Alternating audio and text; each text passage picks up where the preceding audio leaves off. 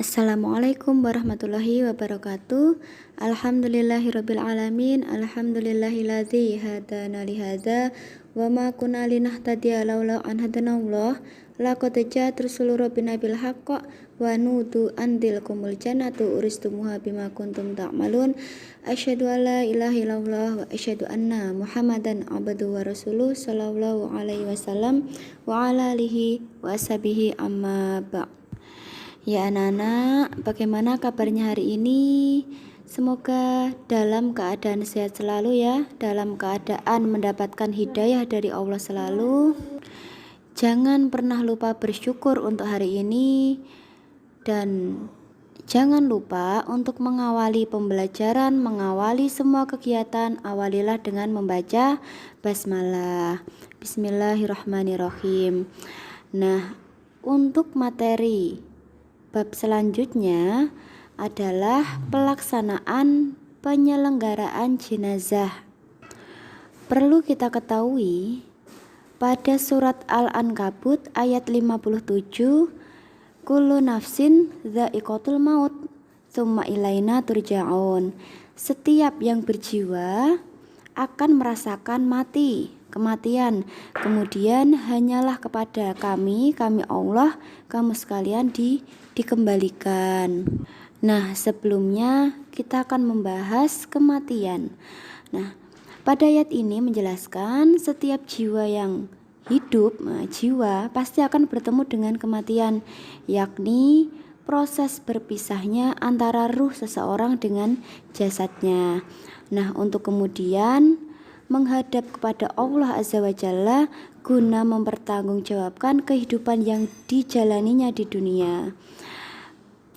Karena apa? Karena mati bukanlah kebinasaan atau akhir dari kehidupan, tetapi mati adalah awal bagi kehidupan di alam lain, yaitu alam barzakh atau menuju alam akhirat. Dan perlu kita ketahui anak-anak, perkara mati adalah rahasia Allah, masih rahasia ilahi. Tidak ada seorang pun yang tahu kapan ajal kita. Kemudian juga kita tidak akan pernah tahu nanti kita akan matinya dalam keadaan apa, ataukah mati husnul khotimah atau su'ul khotimah.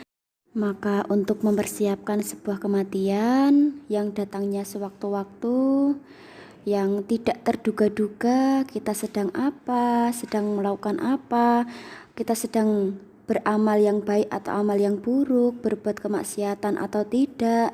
Nah, bagaimana caranya? Caranya ya kita menjauhi kemaksiatan sejauh-jauhnya dan mengepolkan atau meningkatkan ibadah dengan sebaik-baiknya.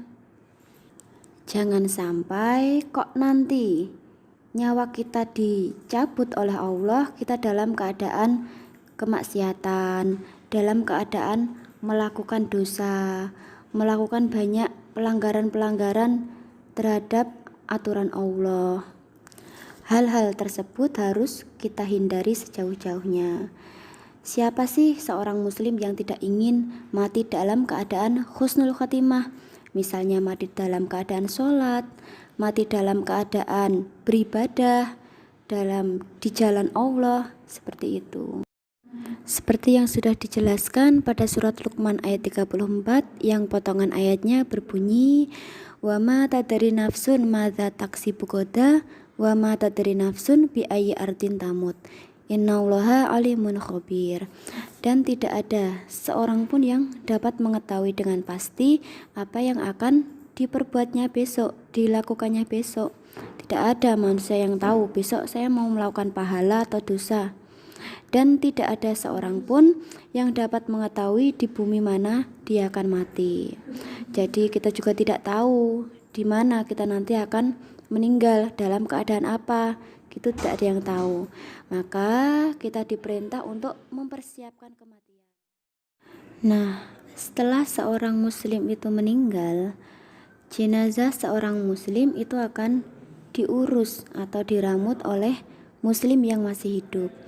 Nah, pelajaran kita pada hari ini adalah pelaksanaan penyelenggaraan jenazah, yang mana ada beberapa tahapan dalam pengurusan jenazah. Yang pertama adalah perilaku sosial sebelum pengurusan jenazah, yang mana ada beberapa perilaku sosial yang dilakukan oleh muslim terhadap muslim yang sedang sakit atau di situ setelah menghadapi sakaratul maut, kemudian setelah meninggal dunia.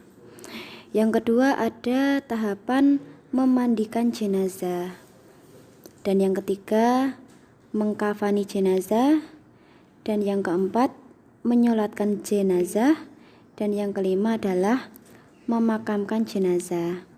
Nah, itu tadi adalah pengantar materi kita pada hari ini.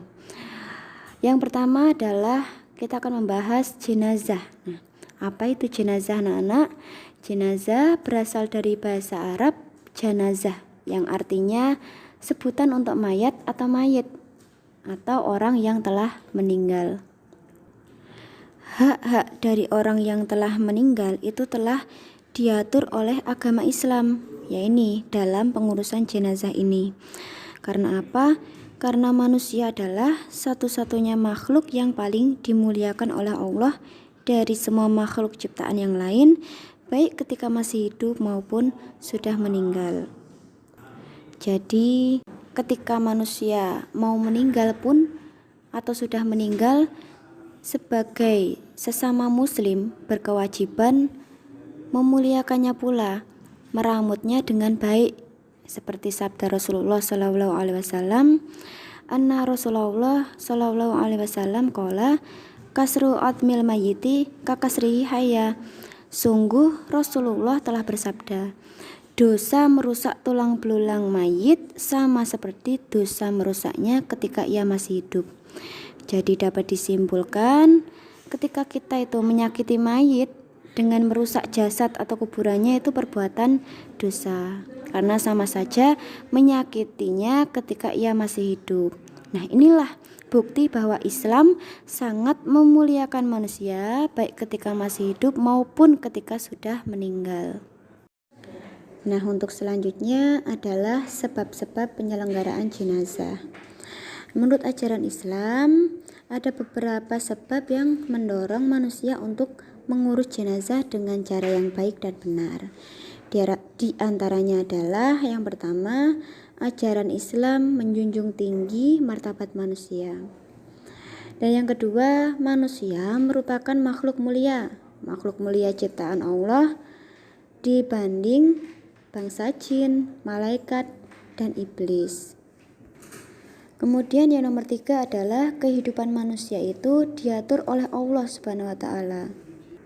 Jadi aturan Allah terhadap kehidupan manusia tidak hanya ketika ia masih hidup, akan tetapi juga sampai ketika meninggal, bahkan sampai kehidupan di akhirat. Kemudian yang nomor 4 adalah menjauhkan fitnah. Ketika manusia meninggal, semua aib yang terdapat pada jenazah mudah dikenali oleh manusia lain. Karena itu, jenazah setelah dimandikan itu tujuannya agar supaya hilang kotoran dan najis yang menempel. Juga dikafani agar tubuh jenazah tertutupi, kemudian disolatkan dan dimakamkan. Nah, salah satu tujuan pemakaman jenazah adalah agar jenazah tidak mengeluarkan bau, tidak mudah dimakan binatang buas, dan tidak menyebarkan kuman penyakit. Nah, pengurusan jenazah yang dilakukan sesuai ajaran Islam dengan tujuan agar aib jenazah itu tidak mudah dikenali dan tersebar di kalangan manusia. Karena apabila aib jenazah tidak tertutup dengan baik, maka akan memudahkan munculnya fitnah. Nah, selanjutnya adalah dalil tentang pelaksanaan pengurusan jenazah atau dasar yang menyebabkan mengapa jenazah itu harus diurus. Yang pertama adalah kullu nafsin dha'iqatul maut tsumma ilaina turja'un. Tiap-tiap yang berjiwa itu akan merasakan mati, kemudian hanyalah kepada kami Allah, kamu dikembalikan. Surat Al-Ankabut ayat 57. Selanjutnya ada hadis yang diriwayatkan oleh Bukhari dan Muslim yang berbunyi haqqul muslim alal muslim khamsun raddus salam wa ayadatul marid wa tiba'ul janais wa ijabatul da'wah wa tashmitul atis. Jadi hak seorang muslim atas muslim lainnya itu ada 5. Yang pertama adalah raddus salam, menjawab salam.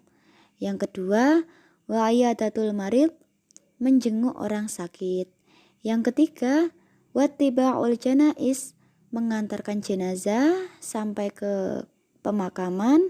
Kemudian wa ijabatud da'wah, memenuhi undangan atau mendatangi undangan. Dan yang kelima adalah wa tashmitul atis, atau mendoakan orang yang bersin. Selain itu ada hadis juga yang berbunyi manit taba'a janazata muslim imanan wahtisaban wa kana ma'ahu hatta yusalla 'alaiha wa yafruga min dafniha fa innahu yarji'u minal ajri bikirataini kullu qiratin mithlu uhud wa ma shalla 'alaiha thumma raja'a qabla an tudfan fa innahu yarji'u bikiratin, yang artinya barang siapa yang mengiring jenazah seorang muslim dengan sebuah keimanan dan mencari ridhonya Allah, orang itu mengiringi jenazah sampai sholat selesai dan sampai usai menguburkannya, ia pulang membawa pahala 2 qirot. Nah, berapa setiap qirot? Setiap qirot itu sama dengan 1 gunung Uhud. Dan barang siapa yang mensolatinya lalu pulang sebelum dimakamkan, maka dia pulang hanya membawa 1 qirot. Nah anak-anak, itu tadi adalah pengantar materi kita hari ini, yaitu bab pelaksanaan pengurusan jenazah. Nah untuk selanjutnya kita akan menyajikan prosedur penyelenggaraan jenazah atau prakteknya seperti apa.